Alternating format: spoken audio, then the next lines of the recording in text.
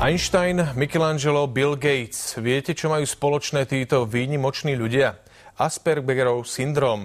Je to forma autizmu. Prejavuje sa najmä v sociálnej oblasti. Takíto ľudia nekomunikujú, respektíve komunikujú a v spoločnosti sa správajú veľmi zvláštne. Na druhej strane však bývajú výnimočne nadaní.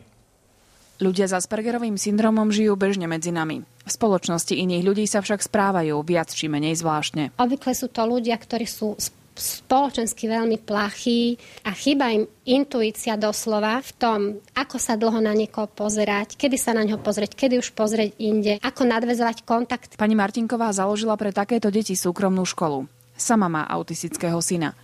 To, čo u ostatných detí išlo akoby samo od seba, s ním musela vydrieť. V prvom rade on dlho nerozumel reči. S trpezlivosťou a správnym vedením to však zvládli. A teraz 14 chodí do bežnej základnej školy. Aspergerov syndrom sa často spája aj s tým, že takíto ľudia môžu byť nadpriemerne inteligentní. Dnes sa vie, že mnohí známi ľudia, vďaka ktorým svet dosiahol ohromné pokroky vo vede, v hudbe, proste v umení, mali Aspergerov syndrom. Hovorí sa o Beethovenovi, Van Goghovi, ale aj zakladateľovi Facebooku.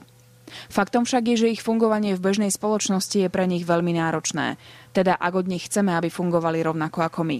Napríklad v škole. Práve tie hodiny a situácie, ktoré pre väčšinové dieťa sú zdrojom oddychu, sú pre deti s Aspergerovým syndromom zdrojom enormného stresu. Predovšetkým prestávky, lebo tam máte veľa hluku. Sociálne je tam chaos pre tie deti.